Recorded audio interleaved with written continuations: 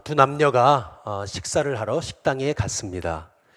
근데 벽에 그 한자가 하나 써 있었습니다. 예. 그때 여자친구가 남자에게 물었습니다. 오빠, 저게 무슨 뜻이야? 이렇게 물었습니다. 그랬더니 오빠가 보니까 뒤에 두 글자는 알 것 같아요. 예. 근데 앞에 두 글자가 헷갈립니다. 예. 무슨 뜻이죠? 예, 세옹지마라는 말입니다. 그런데 이 오빠가 잘난 체 하느라고 뭐라 그랬냐면 모르면서 남기지 마 그랬다는 거죠. 예, 큰 오해도 큰 오해겠죠. 여러분, 마찬가지로 많은 분들이 마음속에 가지고 있는 기도에 대한 오해가 있습니다. 예, 정말 기도가 응답될까라고 하는 그러한 오해를 가지고 있는 것 같습니다. 강단에서 기도가 답이다, 기도가 축복의 통로다, 기도가 하나님이 일하시는 도구다, 이제 이렇게 아무리 외쳐대도 많은 사람들의 마음속에 가지고 있는 깊은 불신 가운데 하나는 기도의 효능입니다. 정말 기도가 효과가 있을까? 제가 이번 주에 기도에 관한 말씀을 준비하면서 앞에 교보문고에 좀 나갔습니다. 교보문고에 가면 뭐 책을 다 볼 수가 없으니까 컴퓨터에 서서 이제 중심 키워드를 쳐요. 기도라고 딱 쳤더니 책이 수백 권 뜨는데요. 뭐 다 볼 수는 없지 않습니까? 그러니까 그 중에서 제목이 괜찮은 것들을 이렇게 쭉 찾아가지고 이제 각 섹션마다 가서 이제 그거를 다 이제 살펴보다가 제가 참 재미난 것을 이제 보게 됐습니다. 기독교 서적 코너가 아니에요. 기독교 서적 코너가 아니고 일반 서적 코너고 또 기독교인이 쓴 책이 아닙니다. 예, 세상 사람들이 쓴 책인데 그 책에서 기도의 효능에 관해서 정말 기도는 효과가 있다라고 하는 것을 이렇게 여러 가지 방식으로 뭐 과학적으로 이렇게 설명해 놓은 그런 책들이 있더라고요. 그래서 제가 두 가지만 먼저 좀 소개했으면 좋겠습니다. 먼저 여러분이 잘 아시는 에모토 마사루의 물은 답을 알고 있다, 베스트셀러 아니겠습니까? 뭐 여러분께 여러 번 말씀을 드렸는데 이 책에 보면은 물을 향해서 너는 정말 예뻐 라고 했더니 이제 물의 결정이 저렇게 예쁘게 되어가는 거죠. 근데 물을 향해서 망할 놈 그랬더니 물의 결정이 저렇게 무서워지더라는 겁니다. 멍청이, 영어로 you fool라고 하니까 저렇게 물도 저렇게 붉게 저렇게 무섭게 변하더라는 겁니다. 고맙습니다 했더니 얼마나 물의 결정이 예뻐지든지요, 사랑해 했더니 더 예뻐졌습니다. 예.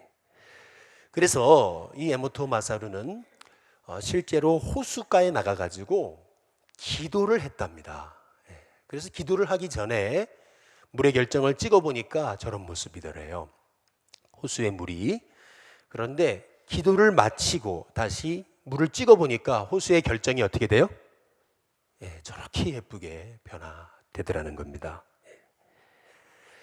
에모토 마사루가 얘기하는 것은 그것입니다. 사람은 인간의 몸이 70%가 물인데, 더 자세하게 설명을 하면 인간이 처음에 엄마 뱃속에서 생길 때 그 최초의 시기, 그 수정란의 시기에는 인간이 99%가 물이랍니다. 그러다가 이제 아기가 태어나면 그 아기는 90%가 물이래요. 그리고 이제 사람이 완전히 성장하면 그러면 70%가 물이랍니다. 그러다가 죽을 때는 50%가 물이라는 거예요. 어쨌든 인간은 태어나면서부터 죽을 때까지 거의 물의 상태로 살아간다라고 하는 그러한 말인데요. 물을 향해서 고맙다, 사랑한다 했더니 물의 결정이 예뻐지잖아요. 마찬가지로 우리의 몸이 이렇게 물로 70% 이루어져 있다면 우리가 말하는 말, 또 우리가 듣는 말, 이 말이 우리에게 어떤 이렇게 얼마나 큰 영향을 미치냐는 거예요. 뿐만 아니라 우리가 드리는 이 기도가 이게 얼마나 사람에게 아주 놀라운 영향을 미치는가, 이제 이것이 믿지 않는 세상 사람들이 보는 기도의 효능입니다. 두 번째로 제가 또 한 가지 책을 찾아낸 것은 기독교 서적이 아닙니다. 이거 KBS에서 신의 뇌 제작진에서 발간한 뇌 신을 훔치다라고 하는 책입니다. 이 책에 보면은 2010년에 미국에서 인디아나 대학에서 캔디 브라운 교수팀이 아주 흥미로운 그러한 실험을 하게 되는데요. 정말 기도가 병을 고칠 수 있을까라고 하는 실험을 해보게 된 것입니다. 실험의 대상은 앞을 보는데 어려움이 있는 11분, 그리고 듣는데 좀 어려움이 있는 14분을 선정을 했습니다. 지역은 모잠비크와 브라질에서 사람을 선정했는데요. 그 이유는 의료 시설이 부족한 부분, 그리고 환자를 찾기 쉬운 부분, 그러한 지역에서 이제 실험 대상을 찾은 것입니다. 실험이라는 게, 이게 과학적인 실험이라는 것은 이게 눈으로 분명히 나타나는 증상이 있어야 되기 때문에 측정 가능한 환자군을 모집해서 변화를 측정했다는 것입니다. 어떻게 변화를 측정했냐 하면 이 환자들 25명을 놓고 중보기도하는 선교단체, 소위 정말 중보기도자들이라고 알려진 분들을 초청하고, 그리고 그 마을에서 정말 기도한다는 분들을 초청을 해가지고, 그래서 적게는 수십 명, 많게는 수백 명의 사람들을 이 앞을 보는데 어려움이 있고 듣는데 어려움이 있는 이 분들의 몸에 손을 얹거나 아니면은 끌어안으면서 이제 기도를 해주게 된 것인 거죠. 그런데 이제 이 실험을 끝내고 나서 이 25분 중에서 2분이 아주 극적인 변화를 일으키게 됐다는 보고를 하게 되는데요. 먼저는 이제 앞을 보는데 어려움이 있었던 분이 기도를 받기 전에는 자기 손에 있는, 이 눈앞에 있는 5손가락, 4손가락, 3손가락이 몇 개냐 했을 때 이것도 참 분간하기 어려웠던 분이 그렇게 중보 기도를 받고 나서 이분의 눈이 밝아지면서 이 실험판에 있는 글자를 볼 수 있게 되더라는 것입니다. 그리고 또 듣는데 어려움이 있던 분 중에서 한 분은 이렇게 오토바이 이제 경적 소리를 해도 그게 들을 수가 없었는데, 이제 옆에서 사람이 이제 어떤 말을 해주고 그러면은 그 말들을 따라 하더라는 겁니다. 들을 수 있게 됐다는 거죠. 그러면서 이 캔디 브라운 교수팀이 내린 결론은 이런 것입니다. 이 놀라운 기적들이 만들어낸 건 다름 아닌 믿음의 힘, 그 다음 뭐죠? 일 수도 있다. 100% 이다가 아니고 일 수도 있다. 그럴지도 모른다. 이렇게 답을 내놓은 것을 볼 수가 있습니다. 여러분, 이게 세상이 보는 기도의 효능입니다. 그러나 여러분, 예레미야 33장 3절의 말씀에는 우리에게 분명히 말씀하시죠. 같이 한번 읽어보겠습니다. 함께 있습니다. 시작. 너는 내게 부르짖으라. 내가 내게 응답하겠고 내가 알지 못하는 크고 은밀한 일을 내게 보이리라. 분명 우리가 기도하면 하나님이 응답을 주시는데 너희가 알지 못하는 크고 비밀한 일을 분명히 나타내시겠다라고 성경은 약속하고 계시지 않습니까? 우리 하나님이 하나님의 이름을 걸고 우리에게 개런티를 하고 계시는 겁니다. 성도에게 있어서 기도는 하나님으로부터 살아갈 힘을 공급받는 꼭 젖줄과도 같습니다. 하나님이 오묘하고도 비밀한 뜻을 알게 되는 비밀 통로와도 같습니다. 죄악 많은 세상을 이기는 힘을 얻는 영적인 수로와도 같습니다. 따라서 성도가 기도를 포기한다라고 하는 것은 실은 모든 걸 포기한다라는 것을 의미하는 것입니다.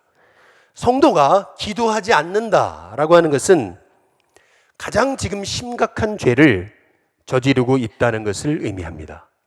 성도가 기도하면은 삽니다. 그러나 기도하지 않으면 영적으로 죽습니다. 성도가 세상에서 승리하는 비결도 기도입니다. 목회의 승리도 비결도 기도입니다. 국가가 난국을 만났을 때 그 난국을 타개하는 길도 결국 기도입니다. 예수님의 생애는 기도로 시작했고 그리고 기도로 끝났다고 해도 과언이 아닌 것입니다. 따라서 우리가 쓰임받는 성도, 쓰임받는 일꾼이 되려면 한번 따라해 보겠습니다. 기도의 중요성. 기도의 중요성을 알고 기도하는 하나님의 종들이 돼야 된다는 것입니다. 오늘 함께 읽은 말씀에 보시면은 우리가 여지껏 많이 살펴봤던 말씀입니다. 이스라엘 백성들이 출애굽을 한 다음에 벌였던 최초 전쟁입니다. 이 처음의 전투에서 하나님은 이 모세와 여호수아에게 놀라운 체험을 하게 하시는 것을 볼 수 있습니다. 여호수아는 나가서 아말렉과 칼을 들고 싸우라고 하시고, 모세는 나가는 대신 뒤에서 손을 들어서 여호수아를 위해서 기도하라고 말씀하십니다. 놀라운 것은 모세가 기도하던 기도의 손이 내려가니까 여호수아가 져요. 그런데 모세의 기도 손이 다시 올라가니까 여호수아가 이깁니다. 오늘 말씀에서 중요한 것은 이 전쟁의 결과 다음에 있었던 하나님의 명령입니다. 우리 출애굽기 17장 우리 13절에 14절 같이 있습니다. 함께 있습니다. 시작. 여호수아가 칼날로 아말렉과 그 백성을 쳐서 무찌르니라. 여호와께서 모세에게 이르시되 이것을 어떻게 해요?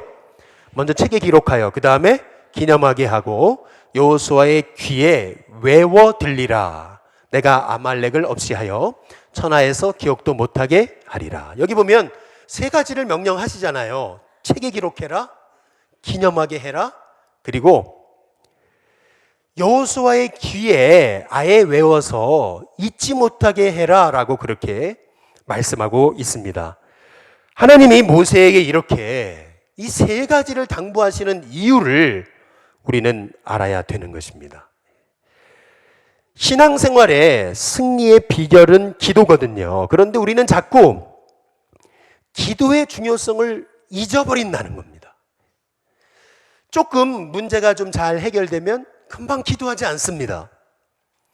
우리가 얼마나 이렇게 기도의 중요성을 잃어버리는지 조금 평안해져 봐요. 그러면 내가 했는 줄 알고 착각하고 기도하지 않습니다. 무릎 기도가 줄어듭니다. 기도하는 시간이 줄어들고 내 생각이, 내 판단이, 내 뜻이 앞서게 되는 것을 볼 수가 있습니다. 하나님은 우리 인생의 승리의 비결이 기도에 있음을 알려주기 위해서 이토록 모세에게, 여호수아에게 꼭 이 세 가지를 당부하라고 우리에게 말씀하고 계시는 것입니다. 한번 따라해 보겠습니다. 승리의 비결은 기도에 있다. 여러분, 승리의 비결은 기도에 있음을 깨닫는 저와 여러분이 될 수 있기를 주님의 이름으로 축복합니다. 성도는 이 땅에서 세 가지의 싸움이 늘 있음을 우리는 기억해야 됩니다. 첫 번째는 사탄과의 싸움입니다. 두 번째는 환경, 세상과의 싸움입니다. 그리고 세 번째는 누구와의 싸움이에요? 자신과의 싸움입니다. 그렇다면 제가 한번 여쭤보겠습니다. 이 세 가지, 사탄, 환경, 자신과의 싸움에서 어떤 싸움이 제일 여러분 이기기 힘들까요? 할렐루야. 여러분, 마태복음 26장 우리 한번 39절 말씀 한번 보시면은 같이 있습니다. 함께 있습니다. 시작. 조금 나아가사 얼굴을 땅에 대시고 엎드려 기도하여 이르시되 내 아버지여, 만일 할만하시거든 이 잔을 내게서 지나가게 하옵소서. 그러나 나의 원대로 마시옵고 아버지의 원대로 하옵소서 하시고. 여러분 잘 아시는 예수님의 겟세마네 동산의 기도, 마지막 기도입니다. 이 기도에 보면 예수님은 이 잔을 내게서, 이 십자가의 잔을 내게서 지나가게 해달라고 기도하십니다. 그러나 나의 원대로 하지 마시고 아버지의 원대로 하시옵소서 라고 기도하시는 것을 볼 수가 있습니다. 그런데 이 기도는 여기 마태복음 26장 39절에서 끝나지 않습니다. 여러분 42절에 보시면은 또 다시 두 번째 나아가 기도하시면서 말씀하십니다. 내 아버지여, 만일 내가 마시지 않고는 이 잔이 내게서 지나갈 수 없거든 아버지의 원대로 되기를 원하나이다. 두 번째 기도도 예수님은 똑같은 기도를 하십니다. 이 잔이 지나갔으면 좋겠는데 그러나 지나갈 수 없거든 아버지의 원대로 되기를 원합니다. 그런데 여러분 성경을 잘 보세요. 마태복음 26장에 이어지는 44절에 같이 한번 읽어보겠습니다. 함께 있습니다. 시작. 또 그들을 두시고 나아가 뭐죠? 예, 세 번째 같은 말씀으로 기도하셨다는 것을 강조하고 있습니다. 한 번도 아니고 두 번도 아니고 세 번을 나의 원대로 마시고 아버지의 원대로 하옵소서 하는 기도를 예수님이 드렸던 이 모습을, 예수님의 기도의 내용을 성경은 세 번이나 강조하고 있습니다. 그 이유가 뭐라고 생각하십니까?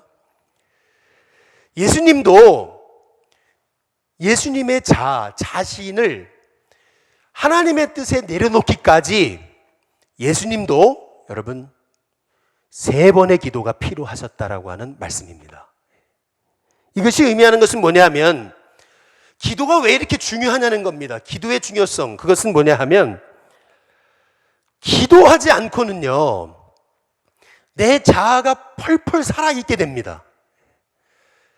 내 자아가 펄펄 살아있게 되면 내 자아 때문에 하나님의 뜻이 막힌다는 겁니다. 내 자아가 살아있는 한 나는 하나님의 뜻을 이루는 도구가 되기 어렵다는 것입니다. 그래서 예수님의 겟세마네의 기도는 자기를 하나님의 뜻에 순복하는 과정이셨던 것을 볼 수가 있습니다. 왜 기도해야 됩니까? 기도해야 되는 이유는 기도해야 하나님 말씀에 순종할 수 있습니다. 우리가 순종하겠습니다 하지만 순종하지 못하는 이유는 내 자아가 살아서 그래요. 내 자아가 살아있는 한 나는 하나님의 뜻을 이루는 도구가 되기 어렵다는 것입니다. 그래서 하나님의 사람들은 기도의 중요성을 알아야 됩니다. 기도의 중요성을 알고 기도함을 통해서 내 자아가 십자가에 못 박혀지고 나를 통해서 예수님이 일하는 도구로 쓰임받게 되기 위해서 기도하는 하나님의 종들이 돼야 될 줄로 믿습니다. 제가 이번 말씀을 준비하면서 여러분 아마 너무 잘 아실 텐데 이찬수 목사님의 그 보하심이라는 책을 보면서 제가 다시 은혜를 받았는데요. 여러분 워낙 유명하신 분이니까 잘 아실 것입니다. 이분이 분당 우리 교회를 개척할 당시에 사람들이 하나같이 했던 말이 분당은 안 된다, 불가능하다. 왜요? 분당은 워낙 모든 교단들이 다 와서 교회를 세우는 소위 교회들의 별들의 전쟁이다. 그러니까 여기에서 살아남기 어렵다. 그래서 분당에서 교회를 세운다는 것은 정말 죽음으로 뛰어드는 길이다라고 했다는 것입니다. 그런데 놀라운 것은 교회를 딱 개척을 했는데 개척하고 나서 10년을 돌아보니까 하나님께서 정말 자신에게만 하나님이 복을 아예 쏟아 부어주신 것 같은 그러한 기분이더라는 겁니다. 하나님이 왜 이렇게 나에게 복을 주시는가? 왜 이렇게 감당할 수 없는 복을 주시는가?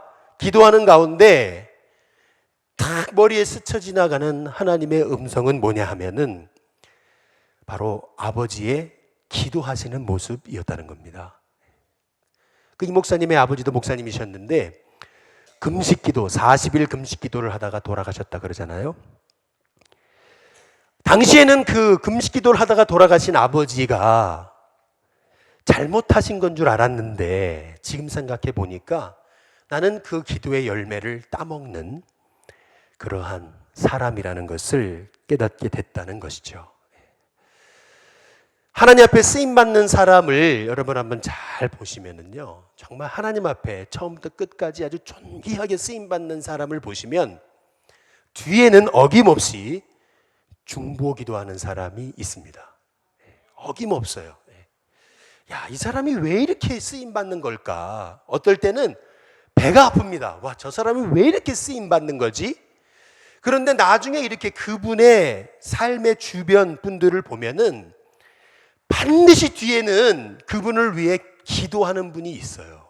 남몰래 눈물로 정말 이 사람을 하나님 복 주시옵소서 하면서 기도하는 하나님의 사람이 뒤에 반드시 있더라는 겁니다.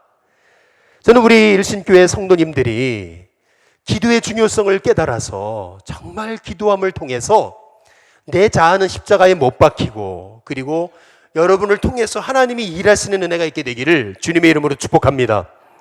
두 번째로 쓰임받는 일꾼이 되려면 기도는 쉽지 않은 영적인 싸움이 확실합니다. 기도는 쉽지 않습니다. 그러나 절대로 중단해서는 안 되는 영적 승리의 통로임을 잊지 말아야 됩니다. 누가복음 18장 1절에 보시면 한번 같이 읽습니다. 함께 읽습니다. 시작. 예수께서 그들에게 항상 기도하고 낙심하지 말아야 할 것을 비유로 말씀하여. 예수께서 그들에게 항상 기도하고 낙심하지 말아야 할 것을 비유로까지 말씀하셨다라는 거. 이것이 의미하는 것은 뭡니까? 많은 사람들이 기도하다가도 기도의 위기를 만난다는 겁니다. 기도하다가도 기도를 중단하게 되는 위기를 만나는데 왜 기도를 중단하게 되느냐? 그것은 낙심이라는 겁니다. 기도를 중단하면 안 되는데 출애굽기 17장 오늘 읽은 말씀 12절 말씀 거기 보시면 모세의 팔도 어떻게 됐어요? 피곤하게 될 때가 있었다는 겁니다. 이것이 기도의 위기입니다. 기도하는 사람에게도 언제든지 기도를 포기하고 싶은 유혹이 찾아올 때가 있습니다. 기도하다가 마음이 피곤해져요. 기도하는 자리를 찾던 나의 모습이 미련해 보일 때가 있습니다. 기도한다고 되나? 그렇게 기도했는데 왜 변화가 없는가라고 하면서 낙심이 찾아올 때가 있더라는 것입니다. 그러나 출애굽기 17장 11절에 보시면은 같이 한번 읽어보겠습니다. 함께 있습니다. 시작. 모세가 손을 들면 이스라엘이 이기고 손을 내리면 아말렉이 이기더니. 결국 오늘 성경을 통해서 우리에게 주시는 하나님의 말씀은 기도의 손이 내려가면 질 수밖에 없다. 다시 말하면 기도는 쉽지 않은 영적인 싸움의 영역입니다. 그러나 절대 중단해서는 안 되는 영적 승리의 통로가 된다는 것을 성도들이 기억해야 된다는 것입니다. 그 이찬수 목사님의 보호하심이라고 하는 책에 보니까 그 114 운동에 대해서 얘기를 해요. 여러분 114 운동이 뭐냐 하면은 한 성도가 한 명의 영혼을 전도하자라고 하는 문구로 11 그리고 4는 뭐냐면 한 명의 성도가 하루에 4분을 기도하자 그래가지고 한 명의 성도가 한 명을 전도하고 또 한 명의 성도가 하루에 4분을 기도하자라는 의미로 114 운동들을 벌린다는 거예요. 그런데 이 운동을 가만히 생각을 해보면 너무 안타까운 마음이 들더라는 것입니다. 그것은 뭐냐면 얼마나 성도들이 기도하지 않으면 한 성도가 하루에 4분만이라도 기도하자. 4분만이라도 얼마나 초라합니까? 밥 먹는 시간 다 합쳐도 4분은 넘어갈 텐데 어떻게 한 성도가 하루에 4분만 기도하자. 이것이 이 시대의 성도를 향한 운동이 될 수 있느냐는 거예요. 조정민 목사님이 쓰신 왜 기도인가? Why Prayer라는 책이 최근 출판됐습니다. 그런데 그 책에 보니까 그런 얘기를 해요. 여러분 무신론자 기도할까요? 무신론자 기도할까요? 미국에서 한 조사기관에서 무신론자들에게 물었다는 겁니다. 당신은 신을 믿습니까? 아닙니다. 신은 없다고 생각합니다. 그러면 당신은 기도합니까? 물었더니 무신론자의 30%가 저도 가끔 기도합니다. 답을 내리더래요. 다음에 물었습니다. 그러면 기도하는 분들에게 그러면 얼마나 기도하십니까? 그랬을 때 무신론자 중에 무려 17%가 자주 기도합니다. 여러분 보세요. 믿지 않는 세상 사람들도 기도의 효능을 알고 있습니다.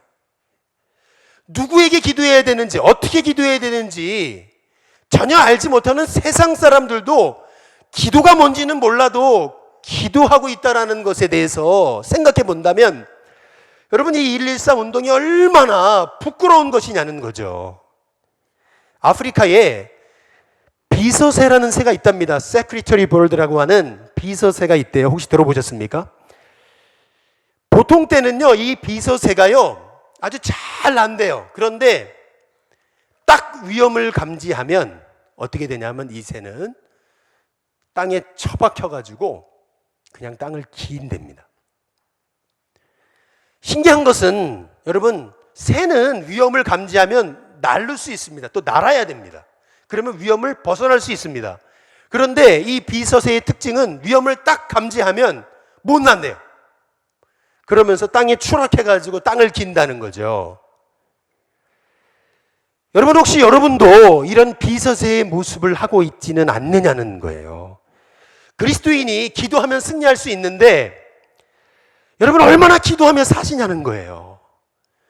우리 예수님이 구하라 주실 것이요, 찾으라 찾을 것이요, 문을 두드리라 열릴 것이니 우리 주님께서 구하는 자에게 좋은 것을 주시지 않겠냐고 우리에게 끊임없이 말씀하실 뿐만 아니라 기도하는 삶을 보여주셨잖아요. 새벽 미명에 한적한 곳에 나가서 우리 예수님 기도하는 모습을 보여주셨고, 또 기적을 행하신 다음에는 사람들을 보내시면서 자기는 혼자 산에 올라가서도 밤새워 기도하셨고, 그리고 나사로를 일으키시기 전에는 사람들 앞에서 내 말 들으신 것을 감사합니다 기도하신 다음에 나사로야 나와라. 예수님은 십자가를 지시기 전에도 겟세마네 동산에 올라가셔서 제자들과 함께 가셔가지고 같이 기도하자 하고서 제자들과 돌 던질 만큼 앞자리에 가셔가지고 기도하는 모습을 보여주시잖아요. 그리고 예수님께서 부활 승천하시면서 예루살렘 떠나지 말고 아버지의 약속하신 것을 기다리며 기도하라 그러시잖아요. 예수님께서 얼마나 우리에게 기도하라고 말씀하십니까? 약속도 주시고 명령도 주시면서 기도하면 반드시 내가 행하리라 말씀하시는데도 우리는 꼭 비서세와 같이 기도 안 하더라는 겁니다. 꼭 기도 안 하기로 역사적 사명을 띈 성도처럼 우리의 입이 완전히 벙어리가 돼가지고 문제를 만나도 낙심하고 문제를 만나도 내 힘으로 내 방법으로 정치적으로 문제를 풀어가려고 한다는 것입니다. C.S. 루이스가 어떤 젊은이에게 이런 질문을 받았다 그러잖아요. 기도응답 그거 우연 아닙니까? 그랬더니 C.S. 루이스가 했던 그 유명한 말, 뭐 그럴지도 모르죠. 그러나 제가 기도를 그치니까 우연도 그치던데요 라고 했다는 말, 그 유명한 말 아니겠습니까? 여러분, 기도를 그치면 응답도 그칩니다. 우리 일심교회에 저는 성도들이 기도했으면 좋겠습니다. 기도해야 사람의 말이 잠잠해지고요, 기도해야 하나님의 뜻이 분명해집니다. 기도하지 않으면 온통 세상에 있는 것은 문제거리입니다. 문제가 너무 많다 보니까 하나님의 음성을 들을 수가 없습니다. 우리가 여러분 여기 회원동을 나가보십시오. 명동에 나가보시면 얼마나 자동차가 다니면 얼마나 시끄러워요. 그러면 뒤에서 불러도, 목사님 불러도 못 들어요. 그런데 여러분, 오늘 같은 새벽에 제가 오늘도 남산에 올라가서 가만히 앉아서 기도하다 보면 새소리, 별소리 다 들립니다. 안 들렸던 소리가 다 들려요. 그것이 의미하는 게 뭡니까? 기도하지 않으면 세상 소리가 얼마나 많이 들리는지, 기도하지 않으면 내 마음에 얼마나 문제가 나의 마음을 무너뜨리는지요. 근데 기도하기 시작하면 문제가 잠잠해지고 하나님의 음성이 세미하게 들려집니다. 그래서 쓰임받는 일꾼이 되려면 기도해야 된다는 것입니다. 마지막 세 번째로 쓰임받는 일꾼이 되려면 따라해 보겠습니다. 기도하는 자는 결국 승리한다. 여러분, 이 확신이 중요합니다. 우리 출애굽기 17장 우리 12절에 13절에 보시면은 같이 읽어보겠습니다. 함께 있습니다. 시작. 모세의 팔이 피곤함에 피곤해졌습니다. 그러나 그 손이 해가 지도록 어떻게 했죠? 기도의 손이 내려오지 않았습니다. 그랬더니 13절 어떻게 됐습니까? 여호수아가 칼날로 아말렉과 그 백성을 쳐서 어떻게 했다고요?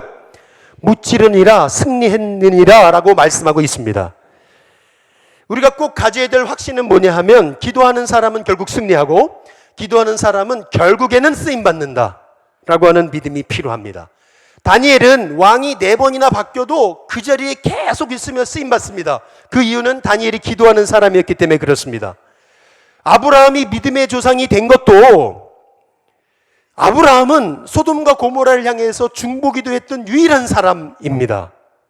자신을 그렇게 괴롭힌 블레셋 왕 아비멜렉을 향해서도 용서하며 축복하며 기도했더니 아비멜렉의 가정에 끊어졌던 이 태문이 다시 열렸던 역사가 일어나게 했던 인물이 아브라함입니다. 그래서 결국 기도하는 사람은 용서하게 되어 있습니다. 기도를 중단하면 용서가 안 돼요. 용서를 못 합니다. 그러나 기도하는 사람은 결국 용서합니다. 기도하는 사람은 결국 져요. 여러분, 기도의 자리에 나가면 이길 수가 없어요. 기도의 자리에 나가면 내가 잘못했다고 하나님 앞에 기도할 수밖에 없어요. 기도의 자리에 나가면 얼마나 하나님께서 나의 부족함을 보여주시는지, 그래서 기도의 자리에 나가면 양보하게 되고, 기도의 자리에 나가면 용서하게 되고, 기도의 자리에 나가게 되면은요, 지게 됩니다. 근데 신기한 것은 그게 지는 게 아니에요. 지는 것 같았는데 나중에 보면 최후 승리하는 겁니다. 기도하는 사람은 시험 들지 않습니다. 스데반이 돌에 맞아 죽는 순간에도 자기에게 돌 던지는 사람을 향해서 저들의 죄를 용서해달라고 무릎 꿇고 하나님 앞에 기도합니다. 스데반은 죽을 때까지 시험 들지 않았습니다. 기도하는 사람은, 정말 기도하는 사람은 사람 때문에 걸려 넘어지지 않아요. 기도를 안 하니까 사람이 보이고, 기도를 안 하니까 사람의 말이 너무 크게 들리는 겁니다. 우리가 기도하기 시작하면 결국 최후 승리자가 됩니다. 저는 우리 일신교회 성도님들이 정말 기도하는 최후 승리자가 될 수 있기를 주님의 이름으로 축복합니다. 하나님께서 우리 일신교회에 정말 원하시는 사역이 뭘까? 저는 일신교회 작년부터 이제 담임 목회의 사명을 감당하면서 하나님, 우리 일신교회에 꼭 필요한 사역이 뭡니까? 기도하는 중에 하나님 주신 말씀은 중보기도자들이 일어나야 된다라는 음성이었습니다. 그래서 우리가 지난 1기를 마쳤고 우리가 어제 2기 훈련을 마쳤습니다. 근데 참 너무 감사한 것은 어제 저도 너무 놀랐는데, 우리 교회에서 생전 처음 신앙생활을 시작하셔가지고, 우리 교회에서 세례를 받아가지고, 우리 교회에서 지금까지 열심히 교회를 나오는 성도님들이, 그것도 70, 80이 넘으신 분들이 중보기도 사역을 하시겠노라고 어제 오전 10시부터 오후 3시 40분까지 중보기도 훈련을 받으시는 모습을 보면서, 그리고 마지막 서로를 위해 중보기도하는 시간에는 눈물을 흘리시면서 기도하는 모습을 보면서, 저는 정말 은혜 받았습니다. 어제 명절을 앞두고 있는 날이잖아요. 오늘도 명절 때문에 성도님들 많이 원광같이 가 계시잖아요. 그런데 이 명절을 앞두고 이거 잘못 시간을 선택한 거 아닌가 참 고민을 많이 했었는데, 처음에 오셨을 때는 적게 오셨다가 나중에 딱 시작하려니까 유초동부실이 꽉 차가지고 같이 중보 사역을 하겠다고 앉아 계시는데, 제가 얼마나 은혜를 받았는지. 중보기도는 따라해 보겠습니다. 중보기도는 프로그램이 아니다. 여러분, 중보기도는 프로그램이 아닙니다. 자동차로 비유한다면, 자동차에 엔진이 없으면 자동차는 굴러가지 못합니다. 마찬가지로 중보기도는 자동차로 비교하면 엔진과도 같습니다. 중보기도가 멈추면 우리의 사역도 멈춥니다. 굴러가는 것 같은데 굴러가는 게 아닙니다. 계속 불협화음이 생기고, 계속 여기저기서 아이고 여기서 불평이 생기고, 여기저기서 못한다 힘들다 안 된다, 결국 그러다가 자빠지는 겁니다. 그러나 중보기도 하는 사람이 뒤에서 모세와 아론과 훌처럼 함께 힘을 합해서 중보기도 하기 시작하면 우리 일신교회는요, 정말 하나님이 쓰시는 놀라운 교회가 되는 것입니다. 그래서 끝까지 기도하려면 내 옆에 아론과 훌이 있어야 돼요. 끝까지 기도하는 사람이 되려면 내 옆에 기도의 동력자가 필요합니다. 우리 옆에 분한테 한번 인사해 보시죠. 성도님이 나의 중보기도의 동력자가 되어 주시기 바랍니다. 같이 한번 인사해 보겠습니다. 말이 너무 어려웠죠? 우리 뒤에 분하고 한 번 더 인사해 보겠습니다. 기도의 동력자가 되어 주세요 라고 인사하겠습니다. 여러분, 기도의 동력자가 되시기 바랍니다. 여러분이 정말 아론과 훌이 될 때, 우리가 함께 힘을 합해서 기도할 때 우리 일신교회는 하나님이 쓰시는 교회가 될 줄로 믿습니다. 우리 일신교회 중보기도 사역에서 얼마나 하나님이 많은 은혜를 주셨는지 몰라요.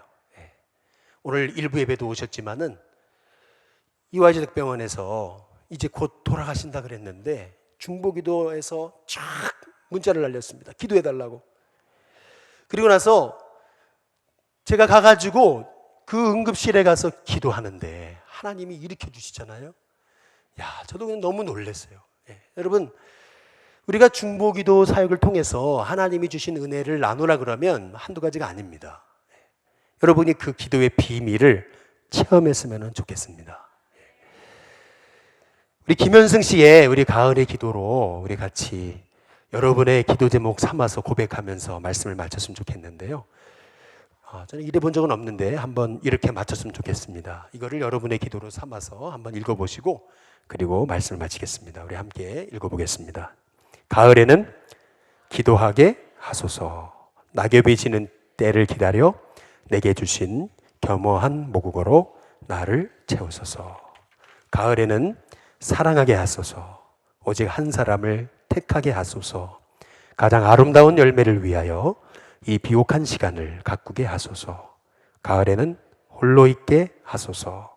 나의 영혼 굽이치는 바다와 백합의 골짜기를 지나 마른 나무 위에 가지 위에 다다른 까마귀 같이 기도하겠습니다.